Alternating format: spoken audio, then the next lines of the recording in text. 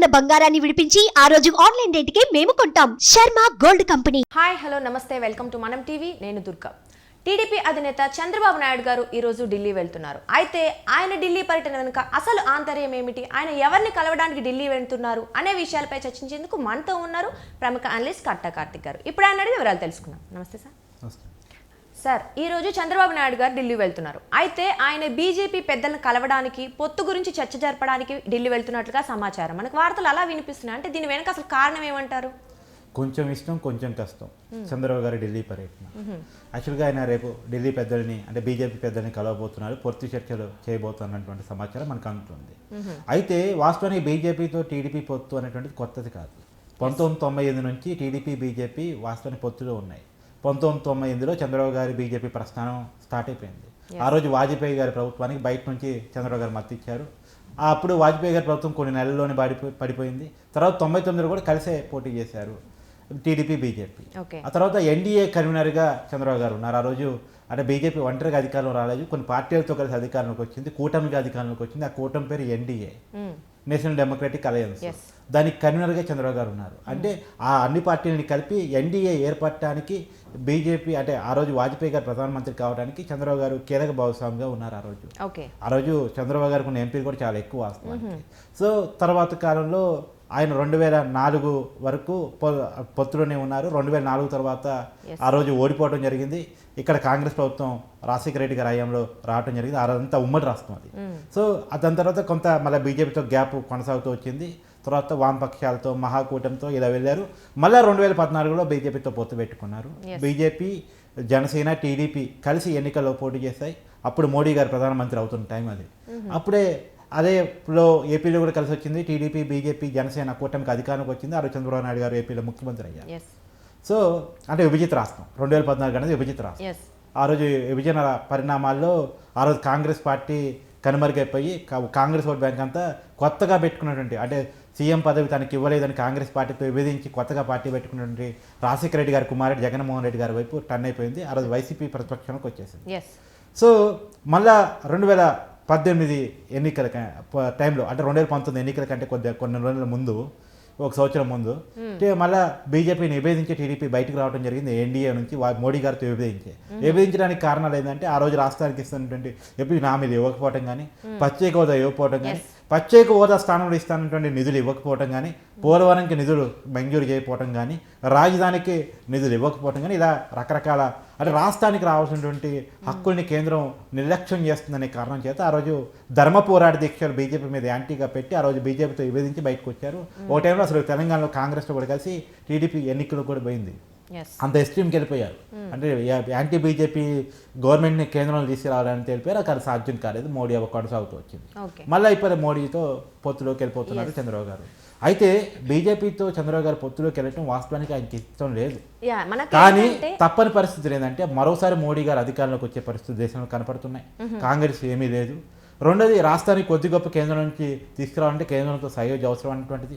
రెండోది ఎందుకు ఇష్టం లేదు చంద్రబాబు గారికి అంటే ఏ రీజన్స్తో అయితే 2018లో బీజేపీతో విభేదించి బయటకు వచ్చారో ఎన్డీఏ కూటమి నుంచి టీడీపీ, ఇవాళకి అదే కంటిన్యూ అవుతుంది. రాష్ట్రానికి ఇవ్వాల్సినటువంటి విభజన హామీలు కానీ, ప్రత్యేక హోదా కానీ, నిధులు కానీ ఏమీ ఇవ్వట్లేదు. ఇవ్వకపోగా అడిగినటువంటి జగన్తో ఫ్రెండ్షిప్ చేస్తున్నారు. అవేమీ జగన్ గారు అడిగేవాళ్ళు కాదు. అడిగితే తన మీద కేసులు బయట తీసి జైల్లో పెడతారన్న భయం జగన్ గారికి ఉంది అనేటువంటిది పొలిటికల్ వినికిడి. అది నిజమా కాదా పక్కన పెడితే మరి ఎందుకు అడగట్లేదు అనేది పెద్ద ప్రశ్నార్థకం. జగన్ గారు మోడీ గారిని కలుస్తారు, కలిసి ఏమడిగారో ప్రెస్కి వివరించారు. కాబట్టి ఈ వైసీపీకి ఇండైరెక్ట్గా బీజేపీ సపోర్ట్ చేస్తుంది అనేటువంటిది టీడీపీ కార్యకర్తల్లో ఉన్నటువంటి బలమైన అనుమానం. ఆ రోజు వైసీపీకి రాజ్యసభ సభ్యుల్లో బీజేపీ అడగగానే గుజరాత్ సంబంధించిన అంబానీ గారికి వైసీపీ రాజ్యసభ సీట్ ఇచ్చేసింది. వాస్తవానికి అంబానీ కుటుంబానికి రాజ్యసభ సీటు వైసీపీ ఎప్పటికీ ఇవ్వకూడదు. ఎందుకంటే అంబానీ కుటుంబం సోనియా గాంధీ గారితో కలిసి రాజశేఖర రెడ్డి గారికి చంపింది అని చెప్పేసి సాక్షి పేపర్లో వైసీపీ అఫీషియల్గా చేసినటువంటి ఆరోపణది. వైసీపీ ఆరోపణ చేసినప్పుడు అంబానీ కుటుంబాన్ని ఎంత దూరం పెట్టాలి, కానీ మోడీ గారు అడిగినందుకు ఆ కుటుంబానికి కూడా రాజ్యసభ ఇచ్చారు. అక్కడికే షర్మిల గారు విధించింది. మన నాన్నని చంపానని మనోడితో మనం ఆరోపించిన కుటుంబానికి మనం రాజ్యసభ ఇచ్చాము, నన్ను మాత్రం విస్మరించామని చెప్పేసి షర్మిల గారు అడిగారు. తర్వాత ఇప్పుడు షర్మిల గారి రాజకీయ పోరాటం చూస్తామన్నాం మనం ఏపీలో. సో ఏది ఏమైనా ఆ రోజు ఏ కారణం చేత అయితే బీజేపీతో విభేదించి చంద్రబాబు గారు బయటకు వచ్చారు, ఇప్పటికీ అవే రీజన్స్ కంటిన్యూ అవుతూ ఉన్నాయి. పైగా వైసీపీకి ఇండైరెక్ట్గా బీజేపీ సపోర్ట్ చేస్తూ ఉంది. మొన్న చంద్రబాబు గారి అరెస్టులో కూడా జగన్ వెనకాల మోడీ గారే ఉన్నారటువంటిది, మోడీ అమిత్ షా గారే ఉన్నారటువంటిది ఒక పొలిటికల్ వినికిడి అయితే వీళ్ళ అనుమానం ఏదైతే అది ఉంది. ఎందుకంటే అంత పొలిటికల్ ఎక్స్ట్రీమ్ స్టెప్ జగన్ గారు మామూలుగా అయితే వేయడు, మోడీ గారు అమిత్ షా గారు అండ లేకుండా వాళ్ళకి చెప్పకుండా. ఈ దేశంలో ఎవరు అరెస్ట్ కావాలన్నా, ఎవరు జైలు నుంచి బయటికి రావాలన్నా ఖచ్చితంగా మోడీ అమిత్ షా గారి పర్మిషన్ అవసరం అనేటువంటిది రాజకీయంగా అందరికీ తెలిసినటువంటి విషయం. అలాంటిది చాలా సీనియర్ నాయకుడు, మాజీ ముఖ్యమంత్రి, ఏపీకి సుదీర్ఘకాలం పనిచేసినటువంటి చంద్రబాబు నాయుడు గారు, అందులో ఎన్డీఏ కన్వీనర్గా చేసినటువంటి చంద్రబాబు గారు జైల్లో పోతున్నారంటే బీజేపీ పెద్దలు తెలియదా? కాకపోతే ఆస్టానికి పవన్ కళ్యాణ్ గారు బీజేపీతో సంబంధం లేకుండా జైలు గోడల మధ్య చంద్రబాబు గారితో పొత్తు ప్రకటించారు. పొత్తు ప్రకటించినప్పటి నుంచి మరి బీజేపీకి కలిసి వస్తుందా లేదా అనేటువంటి మీమాంస అప్పటి నుంచి కొనసాగుతూ ఉంది. కానీ బీజేపీ వాళ్ళు చంద్రబాబు గారితో పొత్తు పెట్టుకోకుండా ఒంటరిగా వెళదాం, పవన్ కళ్యాణ్తో కలిసి వెళదాం అని చెప్పేసి చాలా అనుకున్నారు. వాస్తవానికి జగన్ గారు వేసిన ప్లాన్ కూడా అదే. ఒక రకంగా జగన్ గారు మాటలకి బీజేపీ అధిష్టానం లొంగింది. జగన్ గారు చెప్పినట్టే బీజేపీ అధిష్టానం జనసేనను కూడా టీడీపీతో కలవనీయకుండా చేయాలని చాలా ప్రయత్నాలు చేసింది. పవన్ కళ్యాణ్ ఒక టైంలో బీజేపీ పెద్దలు కౌన్సిలింగ్ చేశారు. ఏంది అంటే వాళ్ళు చేసిన కౌన్సిలింగ్ ఏంటంటే మరోసారి టీడీపీని ఓడించగలిగితే, వైసీపీ అధికారం వస్తే రాని టీడీపీని ఓడించగలిగితే, చంద్రబాబు గారు వయసు రీత్యా ఏది బారవుతున్నారు కాబట్టి పొలిటికల్గా టీడీపీ కిల్ అయితే ఆ ప్లేస్ని మనం ఆక్రమించుకోవచ్చు. ఎందుకంటే ఎన్టీఆర్ కుటుంబం నుంచి పురంధేశ్వరిని పార్టీ ప్రెసిడెంట్గా మనం అక్కడ పెట్టాం. సో జూనియర్ ఎన్టీఆర్ని కావాలంటే తీసుకొస్తాం.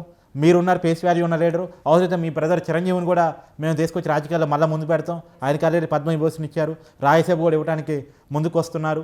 సో చిరంజీవిని ముందు పెడదాం, మీరు ముందు ఉండండి, తర్వాత జూనియర్ ఎన్టీఆర్ ముందు పెడదాం, పురంధేశ్వరి గారు ఉన్నారు ఎన్టీఆర్ కుటుంబం నుంచి, వీళ్ళందరినీ పెట్టేసి కమ్మ కాపు ఓట్ బ్యాంకు అంటే టీడీపీ ఓట్ బ్యాంకు బీసీలు అయితే ఉంది, తర్వాత జనసేన ఓట్ బ్యాంకు కాపులు అయితే ఉంది, వీళ్ళందరినీ ఒక టైంలో గ్యాదర్ చేసేసి ఖచ్చితంగా మళ్ళీ యాంటీ కాంగ్రెస్ ఓట్ బ్యాంక్ అంటే ఇప్పుడు వైసీపీలో ఉన్నటువంటి ఓట్ బ్యాంక్ ఏదైతే ఉందో ఆ ఓట్ బ్యాంక్ని బీజేపీ టర్న్ చేద్దాం, టీడీపీని పొలిటికల్ కిల్ చేద్దాం అని చెప్పేసి ఒక ప్లాన్, లాంగ్ రన్ ప్లాన్లో బీజేపీ ఉంది. ఆ ప్లాన్లో ఇప్పుడే కాదు, ఆల్రెడీ గతంలో కూడా ఉంది. సోమవీర్రాజు గారు అంటే పురంధేశ్వర్ గారి కంటే ముందు బీజేపీకి చీఫ్గా పనిచేసే సోమవీర్రాజు గారు ఆయన చాలాసార్లు ప్రకటించారు, టీడీపీ ఎమ్మెల్యేలు మేము టచ్లోకి వెళ్తున్నాం, మాకు టచ్లో ఉన్నారు, టీడీపీని భూస్థాపితం చేస్తాం, టీడీపీ లేకుండా ఏపీలో చేస్తామని చెప్పేసి. ఆయన సహజంగా అధికార పక్షం మీద పోరాటం చేయాల్సిన పోయి ప్రతిపక్షం మీద పోరాటం చేశారు. అందువల్ల బీజేపీ ఏపీలో ఎదగకుండా పోయింది. కాబట్టి ఇప్పటికైనా బీజేపీ లాంగ్ రన్ ప్లాన్ ఏంటంటే టీడీపీని పొలిటికల్గా కిల్ చేస్తే ఆ ప్లేస్ని తమ ఆక్రమించుకోవచ్చు. ఎందుకంటే ఏపీలో బీజేపీకి ఏమీ లేదు, ఇప్పట్లో వస్తుందని నమ్మకం లేదు. ఎందుకంటే ఈ రెండు ప్రాంతీయ పార్టీలు బలంగా ఉన్నంతకాలం, వైసీపీ టీడీపీ బలంగా ఉన్నంతకాలం అక్కడ బీజేపీకి ఏ స్కోపు లేదు అనేటువంటి విషయం బీజేపీకి అర్థమైంది. ఏపీలో బీజేపీ ఎదగాలంటే ఏదో ఒక ప్రాంతీయ పార్టీని తినేయాలి. వైసీపీ తినేస్తే ఆ ఓట్ బ్యాంక్ కాంగ్రెస్కి పోయి తప్ప బీజేపీకి రాదు సుందరగా. టీడీపీని చంపేస్తే ఆ ఓట్ బ్యాంక్ బీజేపీకి వస్తుంది. ఆ లాంగ్ రన్ ప్లాన్లో టీడీపీని చంపాలనే కాలంతో ఈసారికి ఎన్నికలకి సమదూరంలో పోదాం, టీడీపీతో వద్దు, వైసీపీతో వద్దు, జనసేనతో కలిసి మాత్రమే పోదాం, పవన్ కళ్యాణ్ని ఎట్టి పరిస్థితులు చంద్రబాబుని దూరం చేయాలని చెప్పి చాలా ప్లాన్ చేశారు.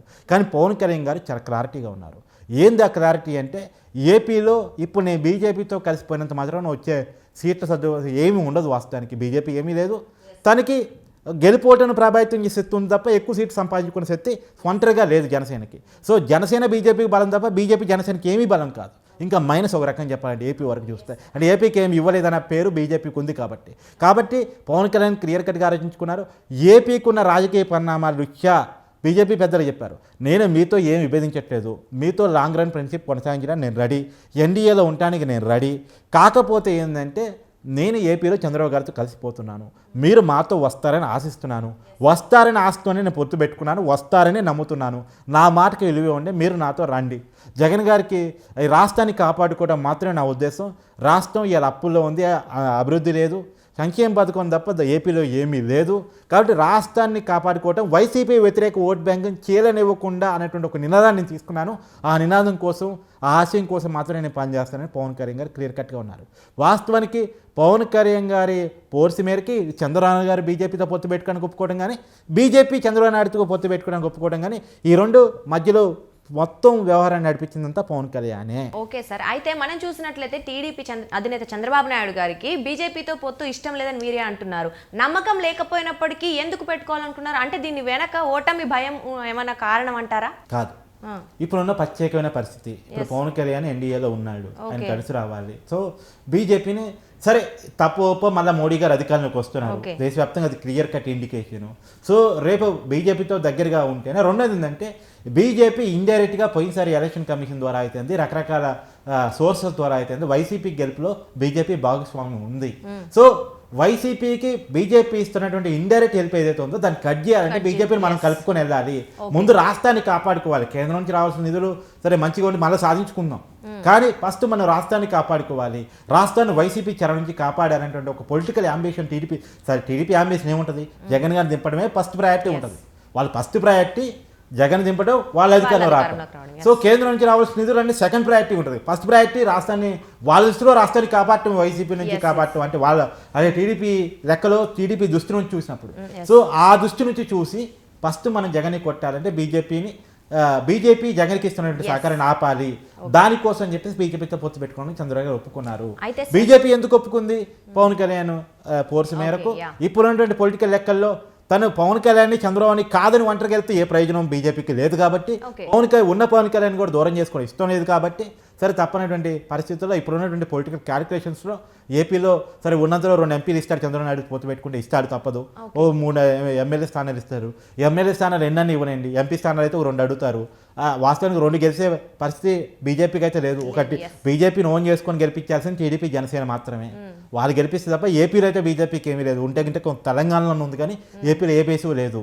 ఏపీలో ఇంకా నెగిటివే ఉంది. కాకపోతే ఏంటంటే బీజేపీతో పొత్తు విషయాన్ని టీడీపీ క్యాడర్ కూడా నచ్చని పరిస్థితిలో ఉంది.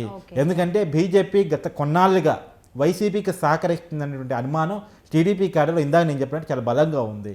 కాకపోతే ఉన్నటువంటి తప్పని పరిస్థితుల్లో వైసీపీకి బీజేపీ ఇస్తున్న సహకారాన్ని ఆపడం కోసం, ఇప్పుడు వైసీపీని పొలిటికల్ కిరి చేయడం కోసం పవన్ కళ్యాణ్ గారు ఆల్రెడీ ఎన్డీఏలో ఒక భాగస్వామ్యంగా ఉన్నాడు కాబట్టి అతని పరిస్థితిని కూడా గౌరవించడం కోసం ఇలా రకరకాల కారణాల ఫలితంగా చంద్రబాబు గారు ఇప్పుడు బీజేపీతో పొత్తు పెట్టుకుంటున్నారు. బీజేపీ చంద్రబాబు గారితో పొత్తు పెట్టుకుంటున్నారు. సార్, అయితే 10 అసెంబ్లీ స్థానాలను బీజేపీకి ఆఫర్ చేస్తారు చంద్రబాబు నాయుడు గారు అని ఒక టాక్ వినిపిస్తుంది. అంటే వాళ్ళు ఎన్ని అడిగే ఛాన్స్ ఉంది, ఈయన ఎన్ని ఇవ్వబోతున్నారు సీట్స్ ఒకవేళ పొత్తు ఓకే అయితే? 10 ఎమ్మెల్యే స్థానాలు ఇవ్వటం సాధ్యం కాకపోవచ్చు, ఇవ్వకపోవచ్చు. ఎందుకంటే ఇది ఇవాళ మనం వింటున్న వార్తల మేరకు కొద్ది గొప్ప బలం ఉన్నటువంటి జనసేనకి ఇస్తుందో 28 స్థానాలు. ఏపీలో ఏమాత్రం బలం లేనటువంటి 0% ఓట్ బ్యాంక్ వచ్చినటువంటి బీజేపీ పార్టీకి 10 ఎమ్మెల్యే స్థానాలు ఇస్తారని మనతో అనుకోలేము. ఖచ్చితంగా బీజేపీ స్థానానికి 4 నుంచి 5 స్థానాలు ఇచ్చే అవకాశం ఉంది. సో వాళ్ళు కూడా ఎమ్మెల్యే స్థానాల విషయంలో పెద్ద పట్టుబట్టకపోవచ్చు. ఎంపీ స్థానాలు మాత్రం ఖచ్చితంగా 2 నుంచి 3 అడిగే అవకాశం ఉంది. సో ఆ మేరకు ఎంపీ స్థానాన్ని ఇచ్చే అవకాశం ఉంది. ఎందుకంటే వాళ్ళ కేంద్రంలో అధికారంలో రావడానికి ఎంపీ స్థానాలు అనేటువంటి అవసరం. రెండోది బలమైనటువంటి పార్టీగా ఉండటం కోసం కూడా, అంటే అధికారం వచ్చింది, అధికారం వచ్చినప్పుడు కూడా ఎక్కువ ఎంపీ స్థానాలు పార్లమెంట్లో చూపించడం కోసం ఎంపీలు అవసరం కాబట్టి వాళ్ళు ఎంపీల విషయంలో పట్టుబడతారు తప్ప ఎమ్మెల్యే విషయంలో పట్టుబట్టలు. ఎంపీలుగా 2-3 ఎంపీలు అడిగే అవకాశం ఉంది. నాకు తెలిసి వైజాగ్ అడిగే అవకాశం ఉంది, రాజంపేట అడిగే అవకాశం ఉంది, నరసంపేట అడిగే అవకాశం ఉంది.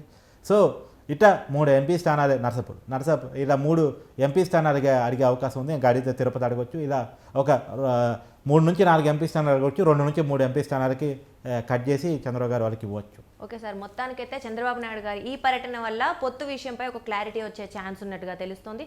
అయితే దీని తర్వాత పరిస్థితులు ఎలా ఉండబోతున్నాయి, ఎలక్షన్స్ పై దీని ప్రభావం ఎలా ఉంటుందనేది మనం చూద్దాం సార్. Thank you.